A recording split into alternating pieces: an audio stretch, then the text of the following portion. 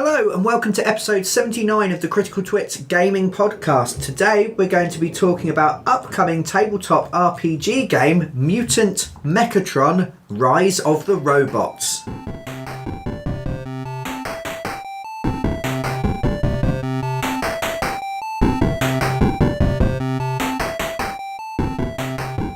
Hello and welcome to the Critical Twits. I'm Brian Ennis. I'm Aaron Vinsky. And I'm Joe Lewin. Forgotten how to do this, don't know what comes next. How are you? Today we will be talking about... Yeah, I just did that and it felt awkward.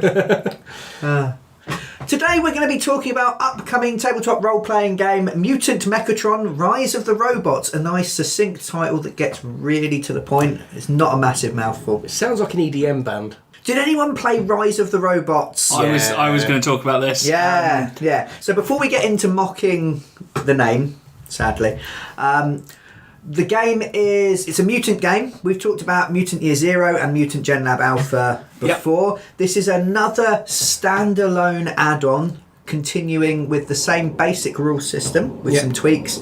And this time it's focusing not on post-apocalyptic mutants or post-apocalyptic animal hybrids in the style of Teenage Mutant Ninja Turtles and that kind of thing. It's focusing on robots. It's Rise of the Robots. Post-apocalyptic robots. Post-apocalyptic robots. Not just your everyday robots. Slightly rustier. It's a game that has been, like the other two, on Kickstarter. Mm-hmm. I kickstarted it. And Rob, one of our roleplay group, hi Rob, kickstarted it. And it's not out in full until later on this year. I think there's a couple months to go. But last week they released the preview of the game. The alpha. The alpha, that's the one, yeah. So clever. In PDF.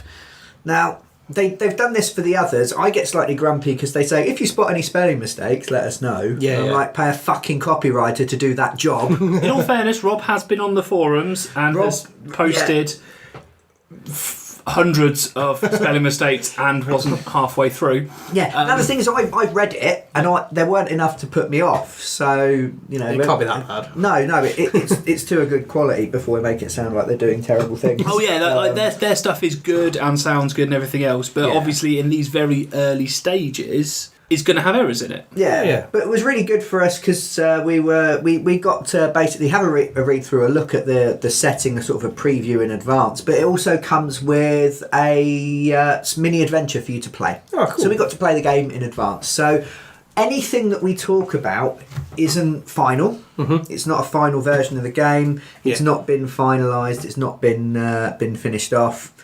But what it is that we can talk about our experiences of what it is so far, what we're looking forward to when it comes out, if we are, we might not, and sort of our impressions of how this sort of preview or alpha has sort of come together and what we think from the point of view of people that have played loads of Mutant and quite a lot of Gen Lab. Yeah. Now, Aaron, you were locked in your windmill. Yeah. Nursing your gouty foot. Yes, yeah. Like some kind of decadent French nobleman who has eaten so much beef and wine that he can no longer circumnavigate Paris' gay streets. I wish it was that fun. It just got mauled by an insect, didn't you? Yeah, you don't actually have gout. If anybody's invented a thing that murders all horseflies on the planet, I'll be most welcome to launch the tiny missiles. Yeah, we did spend a bit of time earlier enjoying Aaron's foot and the decay thereof. Yeah. Sounds wrong. I can't rub your foot on me, Aaron. I like it when the pus comes. Oh. Too far? Too far. Okay. Next bit. So poor Aaron was too injured to play. Yeah. And was, because you live in the middle of nowhere. Yeah. And can't drive myself now. Yes, yeah. Life choices, people. Think ahead. Yeah. So we played. I didn't run, which was nice. Jogged slowly. I do jog quite slowly. Although I did my fastest ever kilometre the other day. I did a kilometre in 4 minutes 11, which is really Especially the internet. good. So if you want to hear more about mine and Aaron's adventures in running, there is a Zombies Run podcast and an upcoming discussion of their board game, which should be out next week or the week after, depending on whether Aaron's foot recovers or whether the poison seeps into his brain and kills him. At which point, one of us that's a bit more proactive will take it on and it'll be out quicker. Charming. You look like you were punching. I'm only joking. So Rise of the Robots then. It's slightly odd name really bad to old choose. game on the Mega Drive, I believe I played it on. It was on the PC. I remember seeing... Really good graphics for the time. It's really fucking appalling now. Oh yeah, they look dead awful now. For the time, they were absolutely brilliant. And it was the big sort of selling point, wasn't Well, it? it definitely wasn't the gameplay. The gameplay was awful. Yeah, it's a 1v1 beat 'em up game with robots punching each other. Yeah. Robots that couldn't jump over each other like you'd expect to be able to do in a fighting game. Yeah. Well, I suppose they are robots. It's difficult to jump. But you just give them decent robot legs. They picked the wrong chassis parts. They did pick the wrong chassis parts, which is something that we will come to in a second. But yeah, so that was quite odd. Mechatron, so it's named after the Transformers guy. Yes, it is. Who turns into a gun. I was reminded when we made that joke a week ago. But not in the... What does Megatron turn into in the... He turns into the a jet fighter. Yeah. Something actually useful. Yeah. Gun's pretty useful if you had somebody fire it for you. Yeah, he's just gone and evaded capture and gotten out and broken free and transforms and goes... The end. They pick him up and put him back in a box. Mechatron is the place where the robots live, a city under the sea. I was surprised to find out. Robot Atlantis. That seems foolish, knowing robots and water is generally a fairly bad mix. They're in a dome, like a Stephen King novel. They're under a dome. One person reference. It's Idiots Polaris with robots. Oh, Polaris, sweet Polaris. One day we'll be able to add up the numbers that will enable us to play that game. I might just make everyone use pre-gen characters, but then you don't get the cool background. Oh, my face hurts. Right. So it's set under the sea. There's lots of robots, and the apocalypse has happened. Oh, of course. We're getting a little bit of insight in the background into what may have caused the apocalypse. Ooh. A tiny bit, yeah. There was a war. There seemed to be 3 factions, and this particular factory was allied to a faction. Yeah. And what seems to have happened is that all the people went away and told the robots, do whatever it takes to make us win. That's like the final order. Keep making stuff for the war effort. Yeah. Was a big thing. Yeah. So you've got all these robots that have just spent sort of decades with no people about, sort of kicking around, doing robot things, and then obviously things have started to sort of fall apart. Yeah. And some of the robots have developed a conscience or a consciousness. Yeah. So there's a bit in the preview, the alpha, I keep getting it wrong, that says developing self-consciousness, and it talks about becoming self-aware. Becoming self-aware, that's the phrase, thank you. So it talks about, what's it like? You weren't always self-aware. Yeah. You can kind of remember when the people were there, but you just kind of did their bidding, and now you've changed. They don't know why, they don't know what's going on. Yeah, part of things when you make your character, you decide when you became self-aware. Okay. Yeah. So has it been very recent? Have you been self-aware for a while? Etc. Cool. Well, that's quite interesting. Yeah. So we had a mission. It took us 3 or 4 hours to play through. Yeah, at our normal role-playing rate. Yeah. So other your experiences may differ. Yeah. Other groups, a typical group will probably burn through it fairly quickly. Yeah. There were a couple little role-play encounters and a bit of fighting and stuff like you expect in a typical kind of thing. Yeah. It wasn't hugely complex as a mission, but I don't think that's particularly a bad thing when you're... There were options, there were different... It wasn't just a railroaded thing. You could approach it in different ways depending on your robots and your skills and stuff. So I think it worked really nicely as a good introduction. So we will avoid spoilers for that in case other people who maybe have backed it and got that, or I don't know whether that particular mission or task will be in the rule book, or it'll be in one of the add-ons or whatever, so we don't want to spoil that for you. So if anyone's worried about spoilers, no, we'll just discuss the information that's available and open to players. Yeah, so character generation and that kind of stuff, as opposed to the overarching plots. And then Aaron, your job is to be our useful idiot and ask us interesting, insightful questions. So if this is rubbish, blame Aaron and his gammy foot. Yeah, probably the first thing then, character generation wise. Obviously, there are quite a lot of classes in all the Mutant games. Yes. Do specialist things. I presume it's the same kind of thing in this? Yeah, there's different classes. I can't remember all of them, but you have things like, there's the cleaner class. Right. Yeah, you'd be a cleaner robot.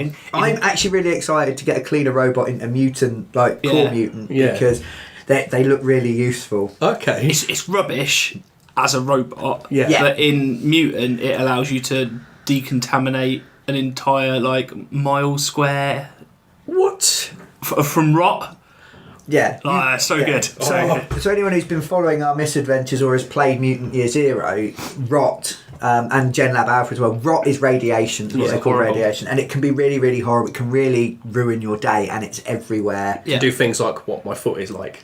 Yes, yeah. Maybe you've just got a rotten foot. Yeah, potentially. So cleaners are cool. There's industrial ones, which are your gearheads. They make stuff. Okay. Cool. Which is what I played in this. Yeah. There are your companion robots, Which is what I played. that are your these are they're actually a thing now where it will follow old people around and make them feel less lonely. Right. Okay. So it's not companion, but Or it's a sex robot. Right. Or it's a sex robot. Yeah. I did not play a sex robot, even though everyone kept making jokes about making my robot into a sex robot.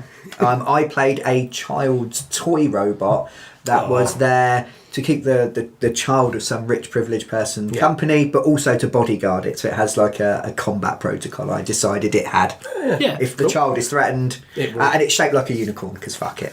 You have scrap robots, and this will make more sense when we get onto chassis and stuff like that. But they are lower statted but higher powers.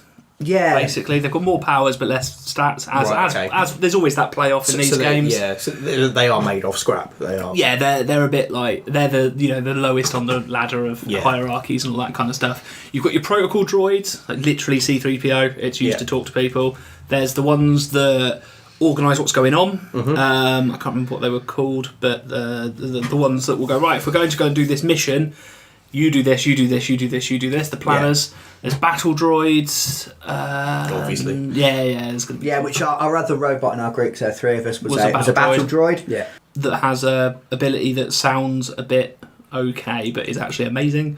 So each class gets an individual ability that it can do. So, like in the others, so mine can actually persuade people with things and talk to people. Everyone can persuade and talk at other robots. You can persuade humans, and I could anything else that can understand me. I can also interact slightly differently with robots. Robots being very logical, they have a kind of they set out a logical, I think you should do this because X, Y and Z. Yeah. And the other robot then you sort of, bit like in Gen Lab Alpha where your animals are sort of fighting for dominance. You're fighting to say you roll a dice to see if they accept your code or not, and you can have you have a stat called question, which allows you to disobey orders and disobey protocol.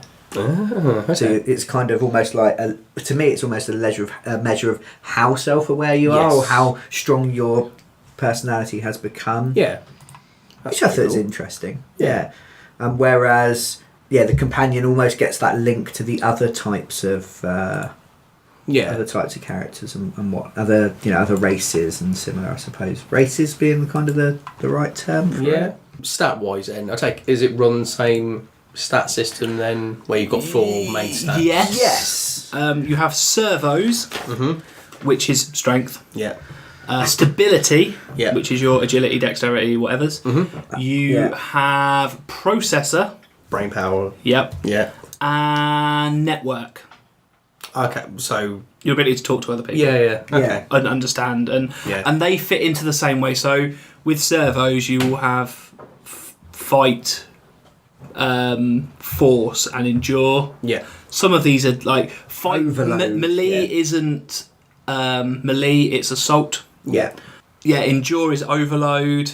Yeah. and force is still force, I think. Yeah.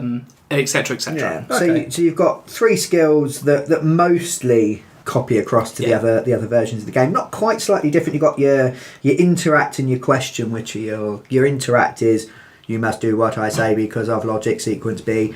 And then your question is, no, I don't want to. Fuck logic sequence B, I'm doing what I want. Yeah. And things like repair rather than heal. Yeah. But Data mine and analyse rather than comprehend and know the zone and things like that. Yeah. So they're slightly different. Yeah. the names are tweaked, but the uses are mostly the same. You don't have perception. Yeah. You have scam. Yeah. For instance, so it's nicely themed to being robots, and one of the things that's interesting, one of the things we talked about before, where we really liked about Mutant was like if you were shot, you took damage, but if you were locked in the dark and had no friends, you might take doubt and confusion. Yes. Which are ways of chipping away at different stats. Yeah. In this, robots just take damage. Okay. So you can take servo damage or stability damage or processor damage or network damage. And when you are hit, you roll to see where it hits. You can also have other bits of your robot get broken as well. So something that might be worth mentioning at this point, like in Year Zero, like the vanilla version, you get mutant powers. Yes. In Gen Lab, you get animal powers. Yeah. In here, you get modules. Okay. Now, the way the damage works is on a 1 or a 2, your servos are damaged. Yeah. On a 3, Stability. 4 processor, 5 network, 6, one of your modules is damaged. Oh, okay. Yeah. And your modules can be broken, so your powers won't work until it's fixed. Yeah. Yeah. That's quite cool. Yeah. And rather than having mutant points or feral points, you have energy points. Yeah. Which you can also spend in slightly different ways. The energy points were something me and Joe got really excited about because If you run out, you turn off. Right. Okay. so you can run around as a mutant and you're tired and your mutant powers won't work till you generate some more. But if you run out of energy, If you spend your last EP to do something, You turn off afterwards. Now, they still get to push their rolls. So in the mutant games, you get a system where you're rolling a bunch of d6s, say 3 strength and 3 fight. You'd roll 6 dice, roll them, and you're looking for a single 6 to succeed. Yeah. Sometimes more 6s is better, but generally 1 6 succeeds. Yeah. You can push, but if you push and you roll again, ones will damage you. Robots do not take damage from pushing. Ooh. But it also means when a mutant pushes, they damage themselves, but they generate some mutant power. Robots will not generate extra energy in that way. Okay. robots do take damage from pushing if you roll a 1. Do they? Yeah. Oh, they do, but they don't. They don't generate the energy. Sorry. And you may spend 1 energy per point you would take to avoid that damage. Yeah, that's me getting confused. Okay. Yeah. Cool. So The way robots generate energy is that they can go and plug themselves in and recharge during downtime, and then they will go back up to 5. Yeah, we started with 5 Yeah. energy. I had a quick look at some of the bits. It's possible to start with more. It's possible to store it. You get +5 whenever you charge, so you could charge yourself right up. Yeah. And then, if you didn't use much during the day.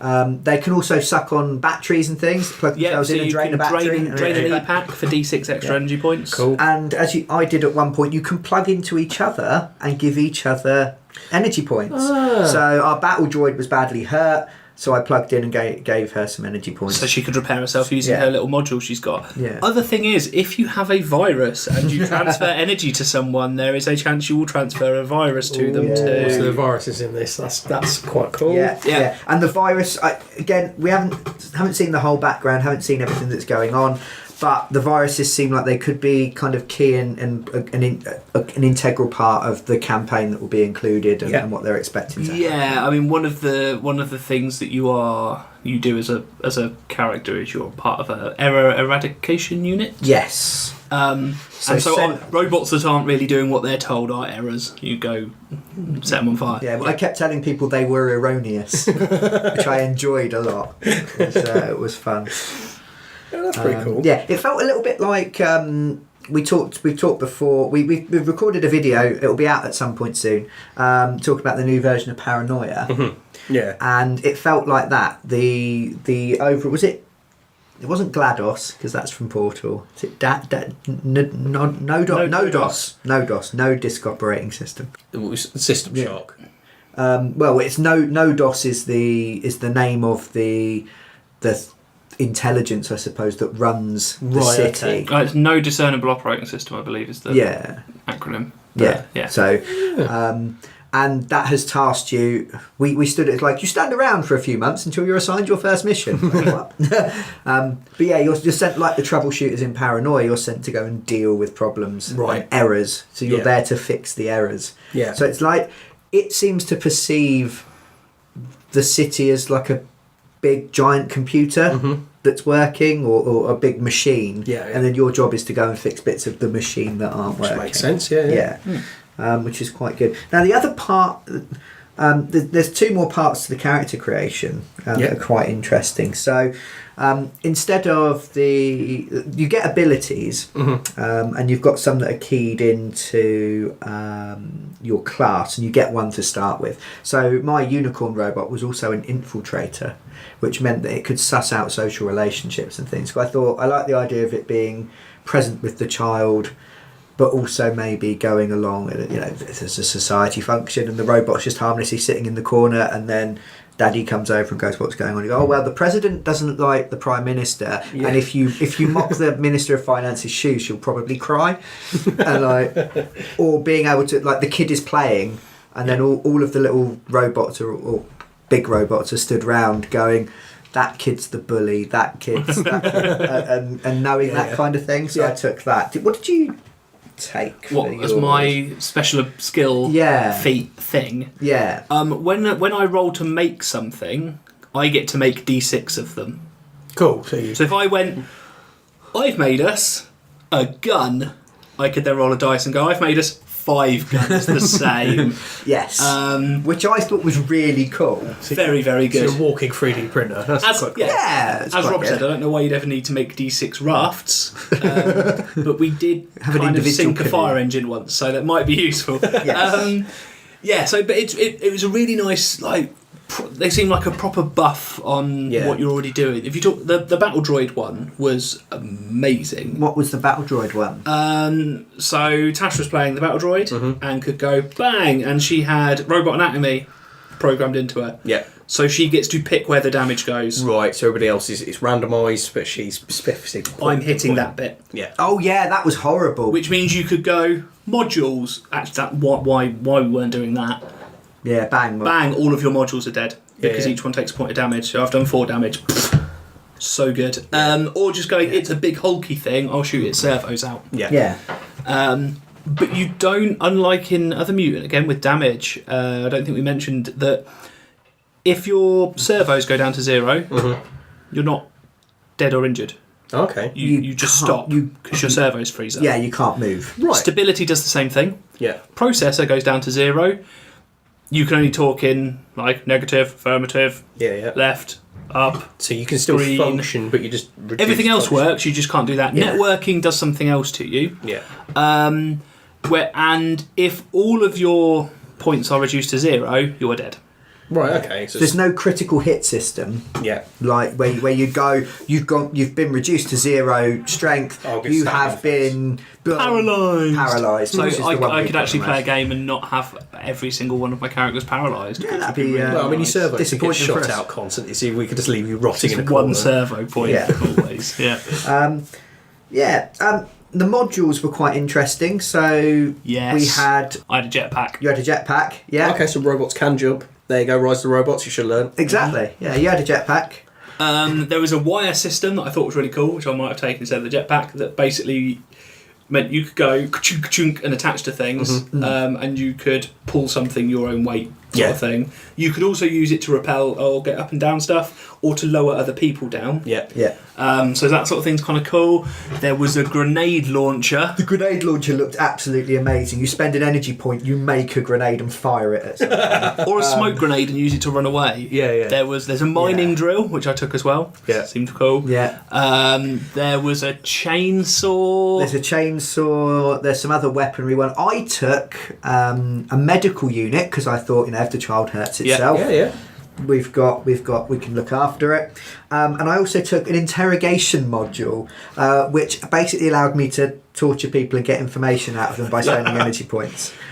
which I didn't use either of my my modules, but Didn't insert your horn into anybody. well, there was a little bit of me that was like, we could carry on with these characters when it comes out. Yeah, I will fuck the information out. Again, I think the BattleBot had a repair drone. Yes. So for 1 energy point, doesn't take up any of your action or anything else. Yeah. You can repair a point of something that's damaged. Nice. Yeah. Really, really handy because you only need to put 1 point into the different things to make it work again. Yeah. Yeah. There's there's 25 of them Yeah. Okay. currently. There's loads of There might be more, there might be less, but Yeah. there's 25 at the moment. Good selection. Loads of really cool Yeah. stuff. Now, you get a different number of modules depending on how many module units you have in your chassis. And this is where character creation got slightly weird. Okay. Because you're a robot. Yep. So actually your consciousness is stored within kind of like your hard drivey type bit. Within the spark. Yes. Very Transformers now. Oh, no, that was just me taking the piss out of Transformers. Okay. Not actually in the game. Thank God for that. So what you actually get is you as part of building your character, you pick a head, a torso, and an undercarriage, Right. which give you your stats when you add on. So if you've got you've picked all combat ones and they all give you 2 servos, Yeah. you can end up with 6 points in servos, for instance. So they can go above the 5 that other things can have. You could also have 0. It's possible to build a robot with 0 processor. Which means it can just go beat bomb bit and do its stuff. And Do you it has- agree? Yeah, Affirmative. and it can't use any processor-based skills. Yeah. But you can make them really powerful in other ways. So you're Yeah. basically making Robbie the robot. Yeah, but it would be a complete idiot because if someone interacted and told it to do stuff, it would have to go okay. Yeah. And I did notice as a DM note for the DMs to be careful with how much they play up the fact that you're a robot and sometimes just follow orders, because you don't want to take agency away, but you also want to represent that thing if sometimes their Right. programming kicks in. Yeah. So they've thought of that, because I did read that and go, it could be really crap. Yeah. But it seemed interesting. Yeah. So there were different types, because you not only did you have a jetpack, but you had like a floaty thing, didn't I was you? a floaty robot. I had no legs. I was on half a system. Yeah. I had a sort of quite thin-ish body with exposed gears and stuff. Yeah. Because I heard industrial droid and went, haha, it should be a strong thing that lifts the heavy thing and does the stuff. Yeah. And then was like, I'm just making shit. Oh, okay. But interestingly, that uses servos as well, so it worked quite nicely. Yeah. I had that, and then I can't remember what head I was using. It's all right. But there is one that looks like a really shit microwave.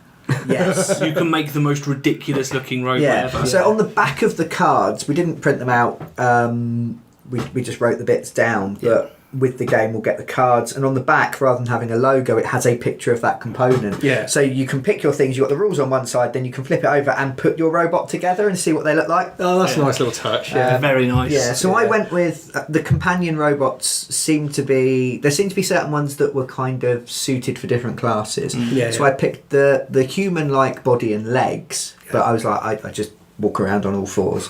Yeah. And then I picked a combat droid head with a horn. It had like a With spike. spikes, Yeah. And I was like, can that just be a bit bigger? It's like, yeah, cool. So then I had my unicorn. Yeah. So I was playing a unicorn, and it was amazing. It's the best time I've had in a long time. But you can pick all sorts of different bits and pieces.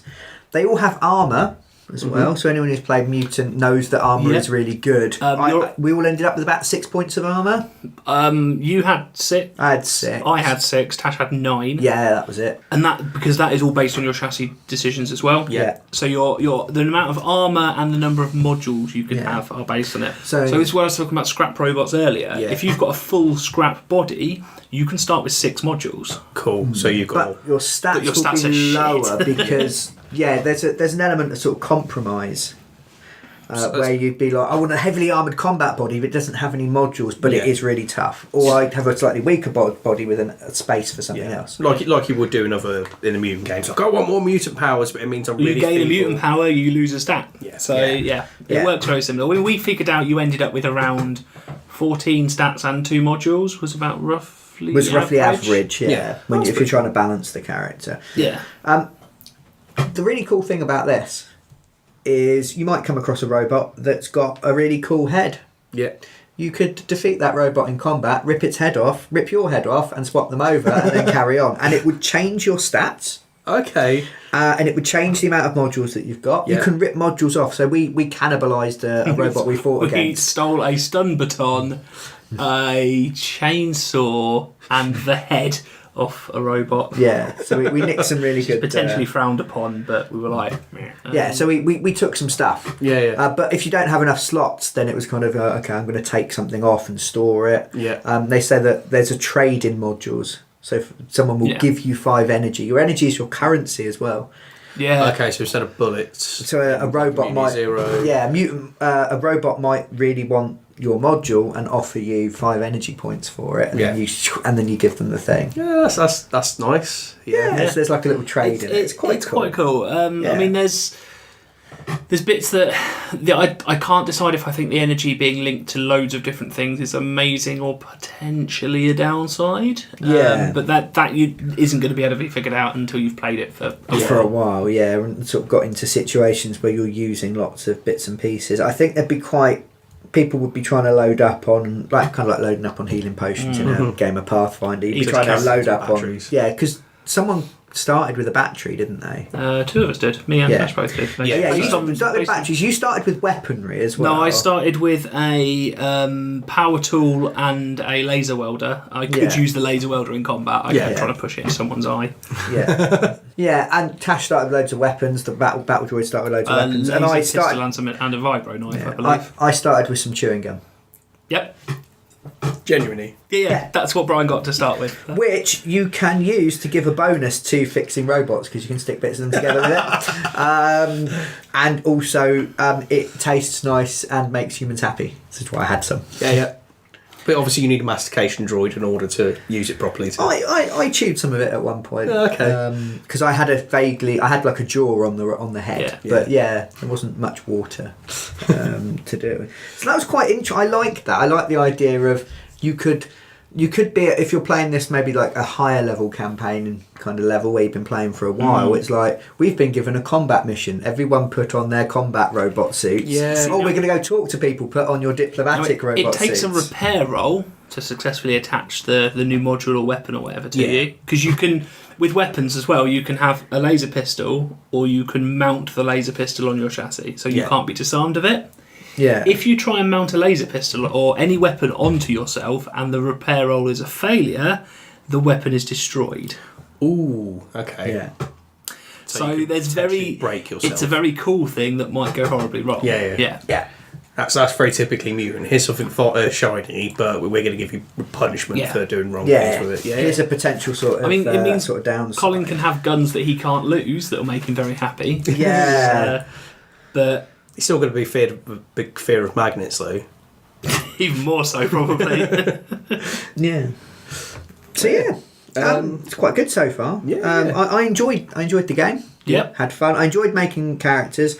It allowed me personally, as someone who really likes to sort of role play a character, I made something that was fairly ridiculous. Sparkles, the carefree and friendly thing. So I was trying to play up the remnants. Yeah, Joe's pulling a face already. So every time we failed, I'd be really kind of like, it's okay, mistakes just mean you're trying. Motivational poster droid. I kept asking for high fives every time we did anything, and just going, yay, teamwork, every time we achieved anything. Hello, friend. Yeah, I called everyone friend. Yeah. Set him on fire within 5 minutes. But it allowed me, I thought it was quite, I enjoyed it because it allowed me to go, cool, this is a robot, what was its function? How would it have been as a robot? And then obviously there's roleplay opportunities for it to change, because I was like, it's only recently become self-aware. Yeah. So it's still parroting the phrases that it would say to the kid, because it was with a child. Yeah. Yeah. Does that risk it being a bit silly potentially then with that? I think that depends on the group. I think it's nice because it allows you to be very silly if that's what you want to do, but it also allows you to be quite serious. Right? Yeah. Okay, cool. There was an element of dark humour to some of the stuff that was going on, but you could also play it fairly serious. And for me, starting at that level would mean that, you know, when my robot becomes very sad, it would be even darker and even sadder. Yeah. So that'd be quite good. Yeah. So, you know, for me it was setting up future horribleness. darkness. But it was it was quite good, and it gives you suggestions of different sort of ways you could play your robot, or you could just make up your own ideas. Yeah, and such like. That's good. So that was quite fun. I quite enjoyed sort of thinking about that. It's not the kind of, because a person wouldn't act that way. Yeah. So it was stretching me as a role player. Yeah. And giving me lots of ideas. Yeah. You could have the Joe's industrial robot could get really horribly depressed if he doesn't build anything in a day, because that's what his job was. Yeah. I haven't made anything. I'm useless. Yeah. What is the point of me? Or he could refuse to make anything ever again and go, well, they built me as a slave. I don't want to be a slave. You want to build something? Build it yourself. And, you could, there's all sorts of different ways you could kind of take it. And with the fairly good variety of classes and stuff available as well, it seems quite good in that way. Yeah. Definitely. Because you could get stuck into a bit of a rut with the other ones. Not in a negative way. I mean, you want to develop your character and stuff. Yeah, but also it's nice to be able to change up a little bit sometimes. And it seems like that might actually benefit you a little bit. Yeah. Yeah. Just being able to go, I feel like a completely new character because I've changed my chassis and stuff. But your programming, your skills, and your what they call secondary functions, which are like your feat type equivalent, won't change. Yeah. So you've still got the same programming. You're still the same person, but you're not. Or the same robot, but you could express yourself differently. Yeah, you can bolt on different bits and pieces. Well, that's cool. I used to make things. Now I am a battle droid because I've just rigged myself up in battle armour with lasers everywhere. Yeah. Fuck everything else. And I think that's really cool. It's more fun to destroy than to create. Yeah. Start quoting Nietzsche at people. I only make weapons now. Yeah. Experience system, does it work the same as you've wanted to do with your NPCs and PC buddies? Yeah, so you pick a PC buddy, and if you risk yourself for them, you get your XP. Yeah. You get extra XP for messing with NPCs you don't like, or helping NPCs that you do, or protecting NPCs that you do. And then you have various things based around, did you try to do a mission for the collective? Cool. It was, did you try to, you didn't have to be successful to get your point, but were you involved in a mission? Did you turn up, you get your 1 XP? And they have the various similar systems. And I like that way of doing it, rewarding XP, not murdering stuff. I actually think rewarding roleplay. Sorry, I think it works really nicely because we found a couple of bits where it's like, oh, you don't get a chance to do that, you don't get a chance to do this. Currently, I suppose the same thing can happen, but it seemed quite good if you stay on target. A little bit more centralised, whereas GenLab Alpha had a bit of a fall down with the clan side of things. It's a bit more difficult to try and tie that up into a single session. Yeah, there were lots in. It felt like GenLab had lots more, but you weren't going to hit them all. Whereas it felt like this was slightly more focused, so you could, but there's less to get. So.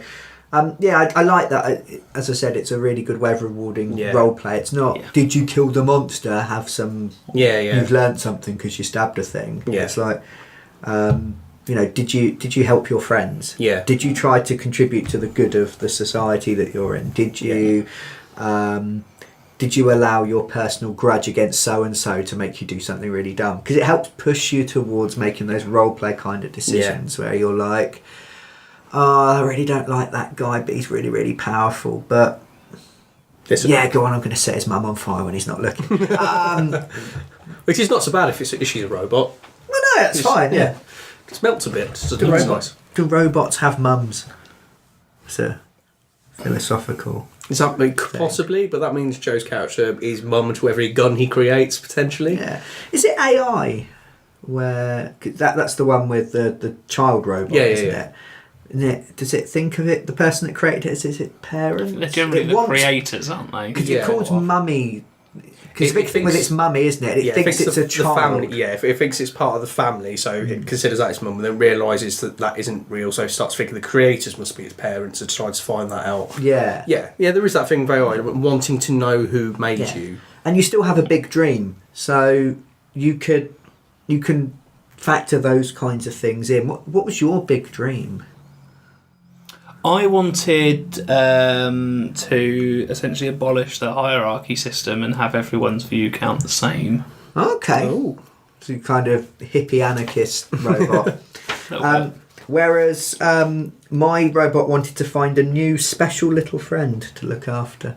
Oh, that's either cute or really creepy. Yeah, it's good, isn't it? Yeah. I like the ambiguity. But yeah, he wanted a new child to look, because he's been built or it has been built to protect a child and to be its companion, and so it's his best friend. And his best friend went away, and he's not had a best friend for years. Yeah, and he wants one. That might change as he becomes more self-aware, and he might end up like your thing that smashed the system and don't care what happened to the humans and stuff like that. But at the moment, that's what it really wants. It wants it wants things almost like I want things to go back how they were. Yeah, cool. So I really enjoyed playing a stupid unicorn. It's amazing. It's the first thing I thought I could be a robot unicorn. That'd be amazing. But as a carry on from the other Gen Lab games, Gen Lab games, the Mutant games. Yeah. It's keeping true enough while being different enough to not be like, oh, why am I buying this? It feels more different to the other two than the other two do to each other. Gen Lab is similar to Mutant with some tweaks. This has got a few different systems going on. It's taken another step away, but without being too different. And you can blend these characters together if you want, and ignore the built-in campaigns. Yeah, you could make a mutant, a robot, and a tortoise that wander around together. Why you would ever want to play a Gen Lab character when you've got access to the other two? They're far less powerful. They do have some of their class abilities are very, very good. Yeah, that's true. Which might be a balancing factor overall. I mean, I can imagine the robots being fairly powerful. Yeah. Even like taking a brand new character of each with the same XP could be a lot more powerful. The moment the energy. The moment you take them out of Robotopia, wherever they live, there's no charging points about. Robotopia. If there's no charging points about, it'd be like going out into the country in a electric car and going. It has solar panels, so it gets 1 energy point a day. So you can just about keep going. Yeah. Well, you can keep going. You don't need to eat or drink or spend the energy, do you? Yeah. So, one of the modules that you can get or find or make is like a combustion engine. So you burn alcohol to fuel your Rolls Royce. But you get a healer from Gen Lab that can make alcohol, and you create Bender. Yes, essentially. So for me, in my mind, you've got. If we were to go back to playing Mutant, I would include them as characters and build them using this system because they'd be more interesting and more developed than just the kind of basic robot Sentinel kind of things that are already there. But having a trader, a healer, and a robot that wander around as a little group, either as NPCs or you could build a thing around it, could be really, really cool. Yeah, that's awesome. Yeah, it's a nice system. Yeah, it does have a system for malfunctioning, so your modules may mess up and such like the same way that you spend for each energy point you spend, you roll a dice on one, you roll on the Table of Doom. But what is the Table of Doom like? Not as scary as the Gen Lab one that can make you not talk to anyone or run off and be a badger for a year. There's which there's some things on there that it's much less harsh. I think number 5 is probably the worst, but isn't that bad. Okay. So the worst it comes to, whereas in Gen Lab goes, you can't talk for D6 days, you can't do X for D6 days, you've forgotten half of your abilities. This one just goes, if you roll a 5, your memory wiped. Oh. You don't remember who you are. Yeah. Or why you're here and who these people are, sort of thing. Yeah. A successful repair roll fixes it. Okay, cool. So you can have an interesting bit of an RPG section. Well, then. Thinking back to, because we're still playing Gen Lab semi-intermittently, when someone loses all their points and forgets how to be a person and becomes an animal and won't talk, having a heal roll fix that would be amazing because it changes them for a bit. So I think we could. That might be a way of fixing that table a bit. But the table's quite. So there's like a 6 will mean it'll double its effect and not cost you energy points. So if you've spent 2 energy to heal 2 points, you heal 4 points, sort of thing. Yeah. So there's a good result, and the rest of them are okay. And the one shuts the module down. One of them triggers a different module instead. Yeah. There's 2 in there actually that both say if you roll this and can't do it, re-roll. Yeah. Okay.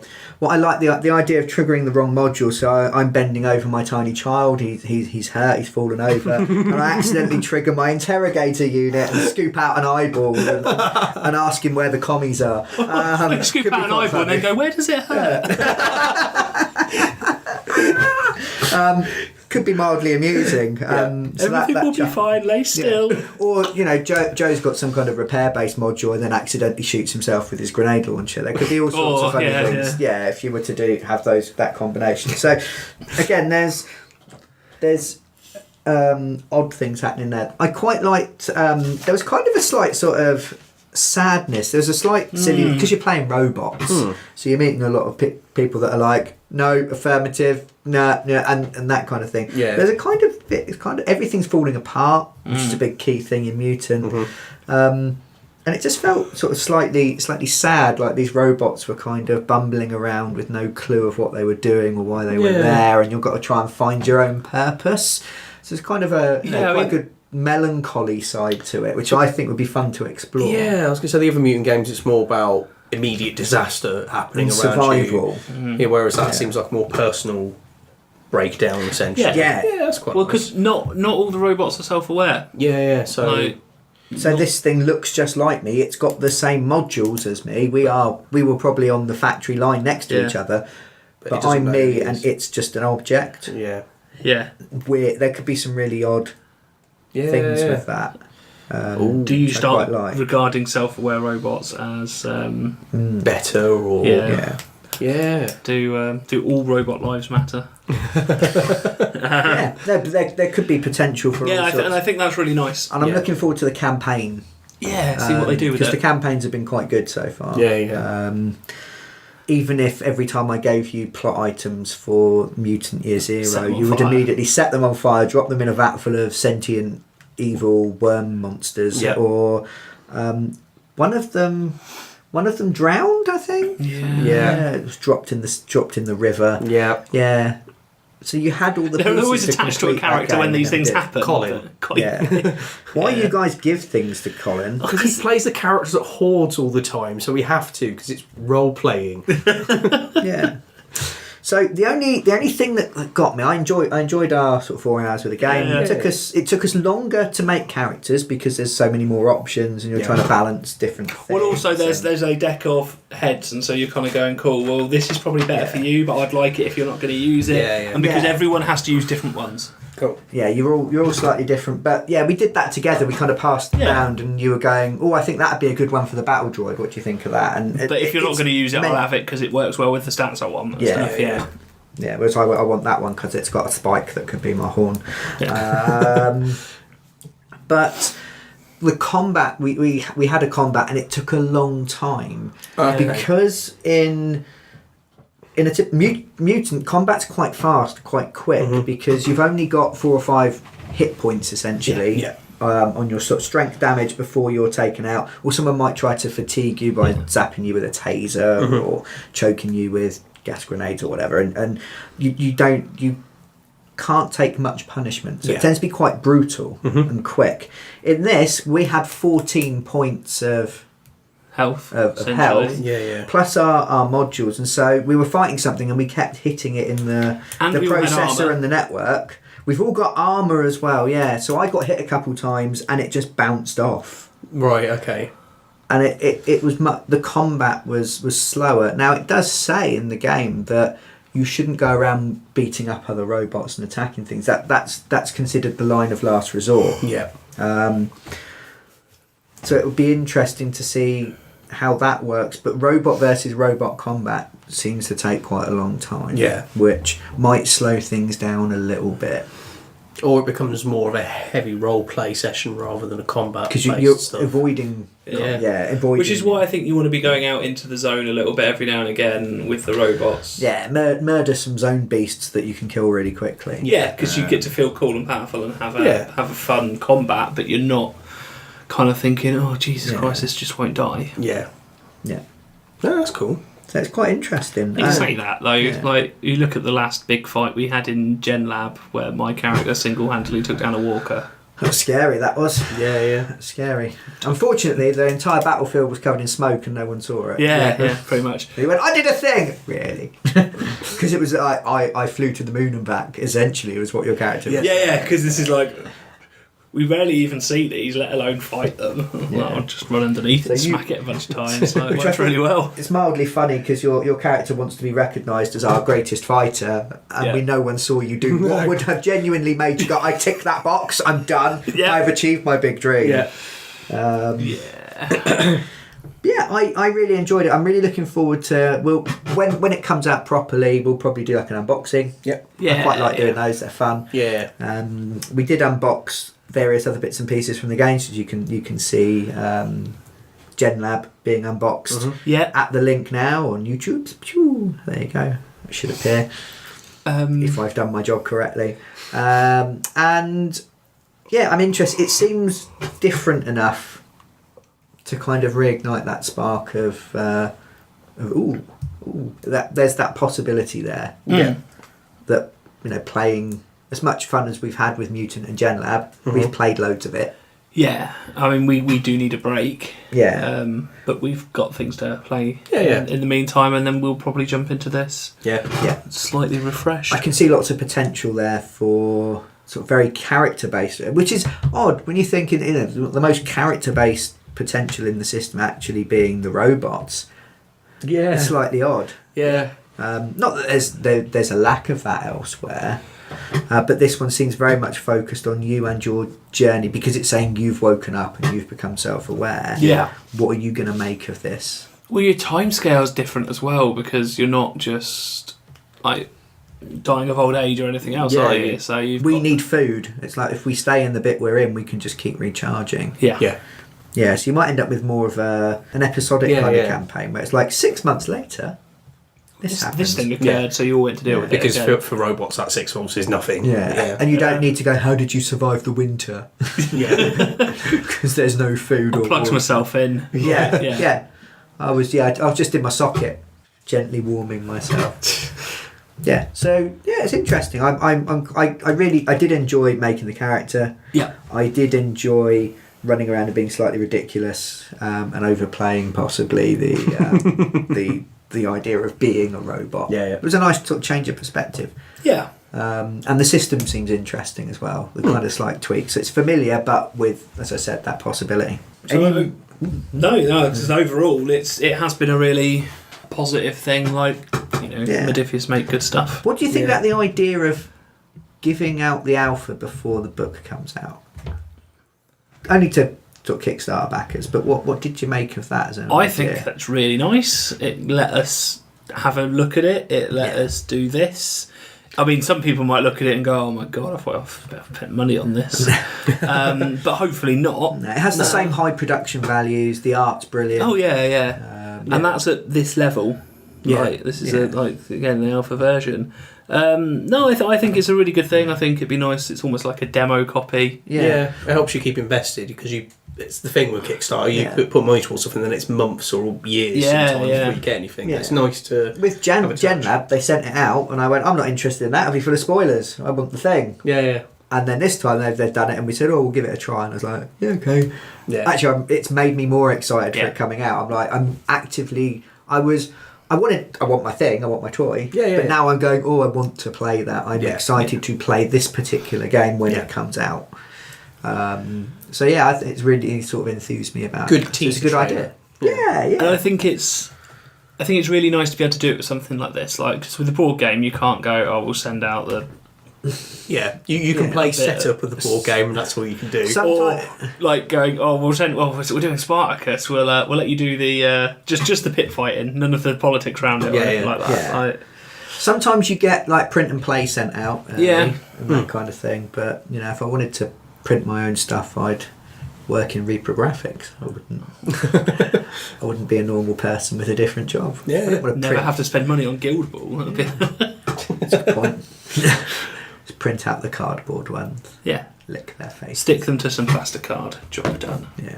But I like to, have the physical thing. And I'm fairly excited for your version of this to turn up.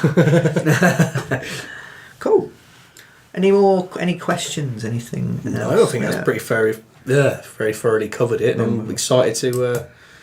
Yeah, have we sold it to you, Aaron? Yeah, I want to play the alpha. Like, either on my own or you guys play it again because I want to have a go.